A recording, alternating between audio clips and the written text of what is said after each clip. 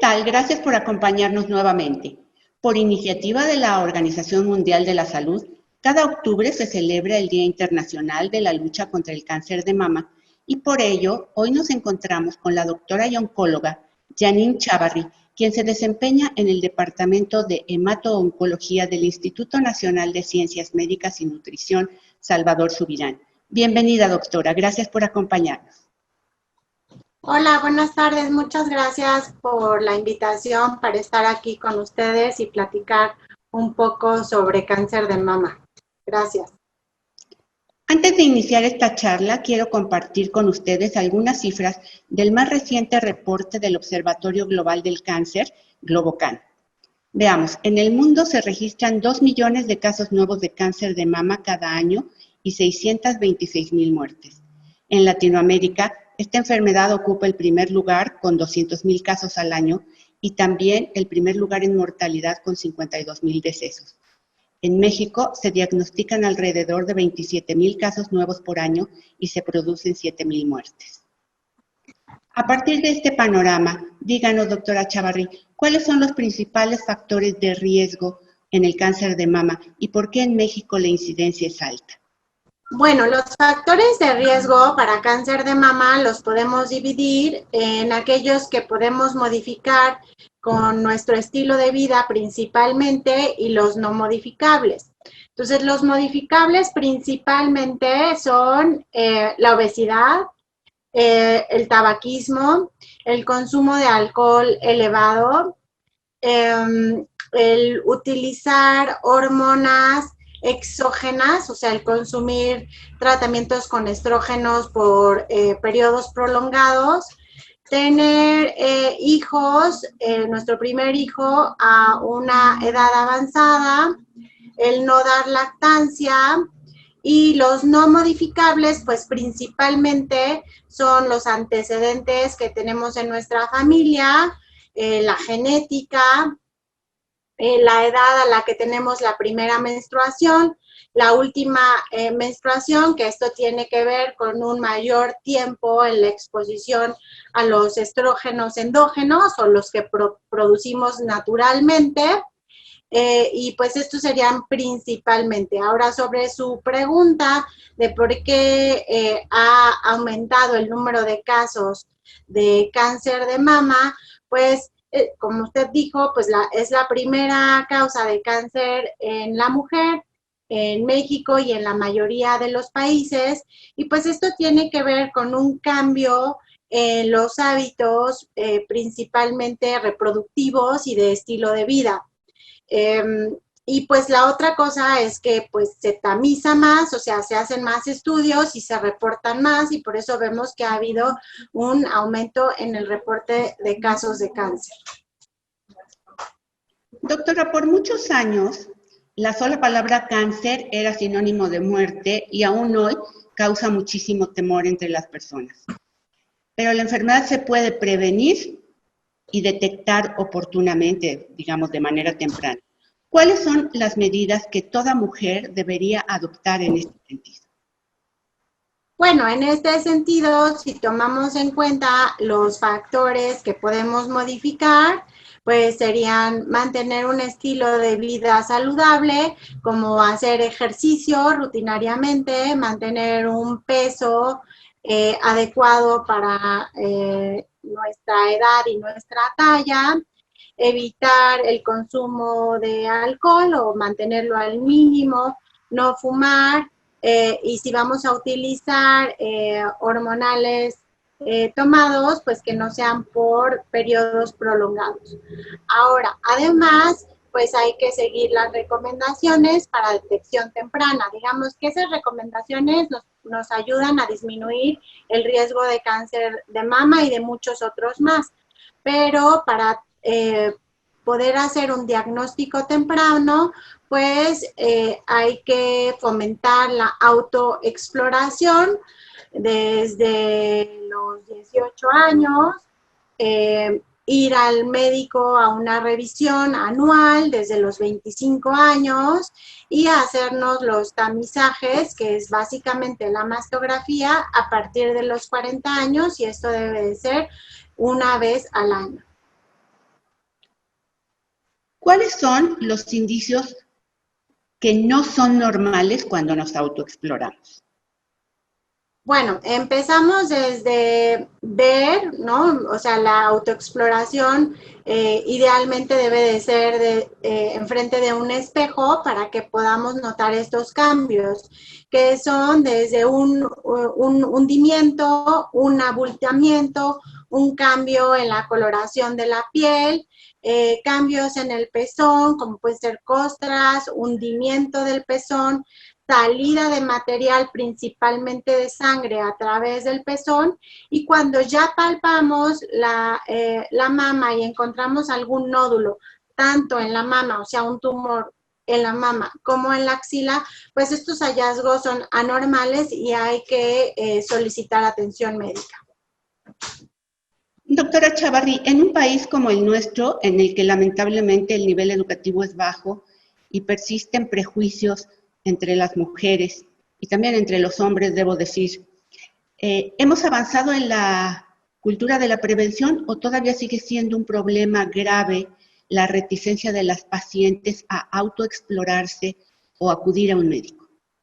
Pues yo creo que sí hemos avanzado mucho, hay muchas campañas de promoción, de tanto de la autoexploración, de una atención médica temprana y las campañas de tamizaje que están promoviendo que las mujeres se hagan mastografías. Sin embargo, si tomamos en cuenta la cifra de las mujeres que se hacen tamizaje hoy en día es del 20%.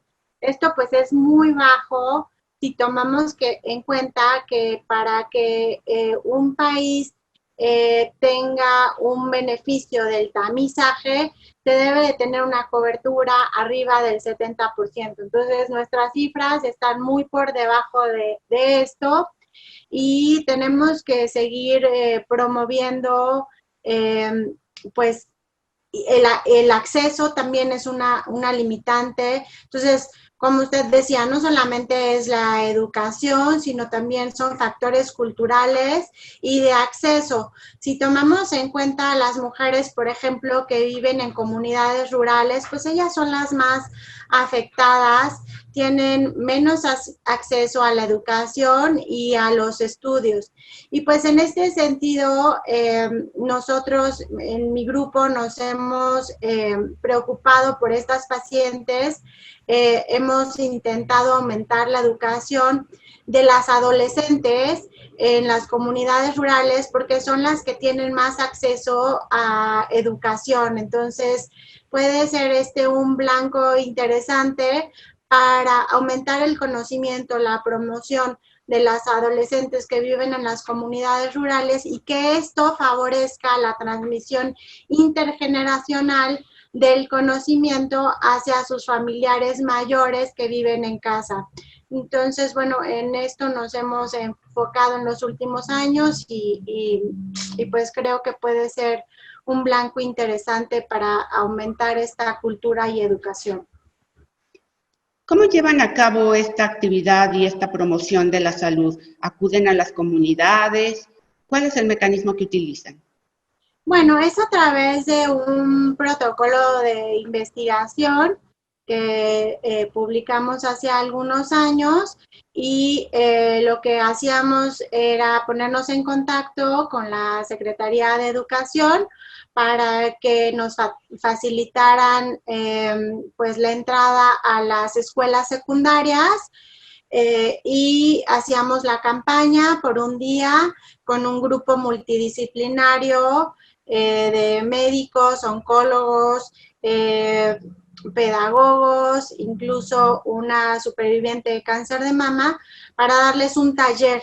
Y en el taller pues se tocaban desde las cosas más básicas sobre cáncer de mama, tratamos sobre mitos, porque hay muchos mitos alrededor de esto, y hacíamos énfasis en la autoexploración y la mastografía, les dábamos información de dónde podrían hacerlos para que ellas fueran a sus casas a transmitir estos conocimientos Luego les medíamos justamente conocimientos tanto a las adolescentes como a los familiares y vimos que había un incremento en este sentido.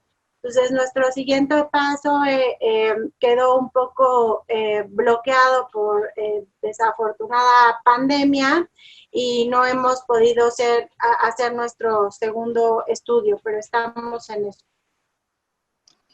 Mencionaba usted las mastografías, que es uno de los métodos, uno de los estudios más importantes para la detección temprana de cáncer de mama. También se utiliza a veces el ultrasonido. Quiero que me diga, como métodos preventivos, ¿estos dos estudios son excluyentes entre sí o son complementarios? Bueno, entonces la mastografía es el estudio de tamizaje ideal a partir de los 40 años. El ultrasonido es complementario y puede ser complementario a la mastografía o complementario a la palpación de lo que uno encuentra en una paciente, pero no es un estudio adecuado para tamizaje por sí solo. Entonces, siempre debe de ir acompañado de otro método para que sea útil. Y como dije hace ratito, la mastografía a partir de los 40 años debe de ser anual, salvo casos especiales donde encontramos algún problema genético hereditario que en ocasiones empezamos antes o adicionamos algún otro método como la resonancia magnética. Doctora, ¿hay algunas opiniones en el sentido de que realizarse una mastografía anual puede resultar perjudicial para el organismo porque el cuerpo se expone a los rayos X? ¿Nos puede aclarar qué hay al respecto? Y no, la cantidad de radiación que se utiliza en una mastografía e incluso en forma acumulativa, no se ha visto que aumente el riesgo de las personas de tener cáncer de mama. Entonces, definitivamente este es un mito que tienen las personas y puede ser incluso una razón por la que no se hagan los estudios. Sí, es importante aclarar esto porque se ha sabido de personas que o bien no se realizan la mastografía o les pasean demasiado por este temor. Ahora bien, cuando la enfermedad se presenta, ¿cuáles son los tratamientos disponibles? Bueno, el tratamiento depende de varios factores, ¿no? Depende de la persona, de su estado de salud en general, de otras enfermedades que puedan llegar a tener, de la etapa clínica en la que las encontramos, o sea, puede ser una etapa temprana o una etapa ya más avanzada, y el subtipo de cáncer. Hay en general 3 subtipos de cáncer a grandes rasgos, que es aquel que tiene receptores hormonales positivos, el que tiene HER2 positivo y el que no tiene nada de esto, que le llamamos triple negativo. Entonces, el tratamiento consiste en el tratamiento locorregional, que es cirugía en los casos con enfermedad temprana, más menos radioterapia. La radioterapia puede complementar a la cirugía y el tratamiento sistémico. El tratamiento sistémico puede ser quimioterapia, tratamiento de terapia blanco o tratamiento para bloquear a las hormonas, hormonoterapia, ¿no? Entonces, básicamente esos son los diferentes tipos de tratamiento y cada caso, pues, dependerá de los factores que dije anteriormente. Doctora Chavarría, ¿existe alguna información acerca de los porcentajes de supervivencia de las pacientes cuando se les detecta el cáncer de mama en etapas tempranas? Y en etapas tempranas, el porcentaje de supervivencia es arriba del 90%, o sea, el pronóstico es muy bueno. Dependerá nuevamente del subtipo, del tratamiento recibido, etcétera, pero en general el pronóstico es muy bueno. ¿Podría aclararnos cómo se clasifica la etapa temprana? ¿Es lo que se llama fase 1? ¿O cómo lo detectan? Es una etapa clínica 1, 2, 3 o 4, ¿no? Entonces, en general, las etapas tempranas son las etapas 1 y 2, y ya cuando encontramos ganglios, que puede ser también el final de la etapa 2, y 3 son localmente avanzados, es decir, ya se ha salido el tumor de la mama, y la etapa 4 es la etapa metastásica, cuando ya el tumor se ha ido a otros órganos como hueso, hígado, pulmón, cerebro, etc. Evidentemente, la prevención es lo que puede marcar la diferencia entre la supervivencia y la muerte en el caso de cáncer de mama. Encontrándonos con una destacada investigadora como usted, doctora Janine Chavarri, no quiero desaprovechar la oportunidad para pedirle que nos comparte el avance de algunas de sus líneas de investigación. Sabemos que ha evaluado la eficacia de una terapia que podría ayudar a pacientes con cáncer de mama primario con presencia de tumor residual. ¿Qué nos puede decir al respecto en términos accesibles para el público? Bueno, ese es un estudio que tuvimos en el Instituto Nacional de Nutrición junto con muchos otros centros a nivel nacional y en el mundo, en el que pues lo que se hace en los tumores que son HER2 positivos es que en muchos de los casos les damos el tratamiento, la quimioterapia y la terapia blanco antes de la cirugía, para justamente ver cómo responde el tumor, además de que tiene otras ventajas, como que la cirugía pueda ser más pequeña si el tumor responde. Se operan a las pacientes y si el tumor no desapareció por completo, nos indica que hay cierta resistencia de las células del tumor al tratamiento que le estamos dando, y entonces en esos casos cambiábamos la estrategia y se daba otro tratamiento distinto, anti-HER2, y esto demostró que las personas que les cambiábamos la estrategia tenían mejores desenlaces.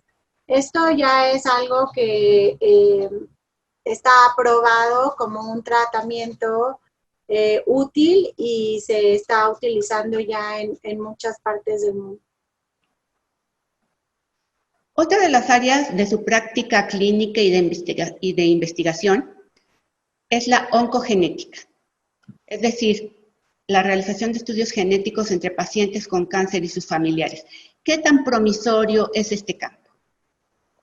Bueno, es un área muy importante porque nos permite identificar a personas que tienen un riesgo más elevado de presentar cáncer de mama, ovarios, que es lo que nos concierne el día de hoy, pero muchos otros tumores también. Entonces, si identificamos a las personas que tienen un riesgo más elevado de presentar cáncer, les podemos hacer recomendaciones justamente para prevenir o detectar el cáncer en forma más temprana. Estos estudios son estudios genéticos en donde se evalúan mutaciones o errores en los genes, y de esta forma podemos hacer las recomendaciones. La accesibilidad a estas pruebas genéticas es baja en nuestro país.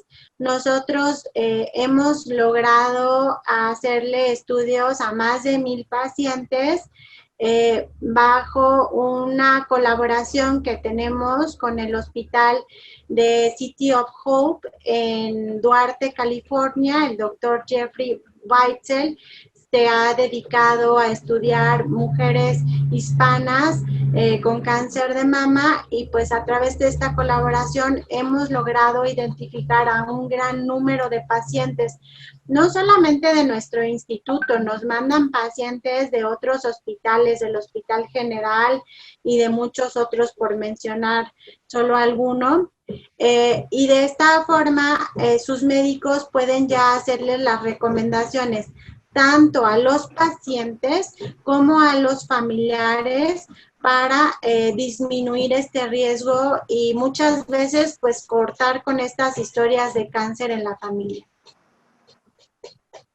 sería muy bueno lograr que este tipo de estudios se realizaran en mayor número de personas, pero bueno, sabemos que son costosos, que es limitado el acceso, como usted lo menciona, a los mismos, pero abre una nueva ventana, una nueva puerta, diría yo, de esperanza para la prevención de esta enfermedad.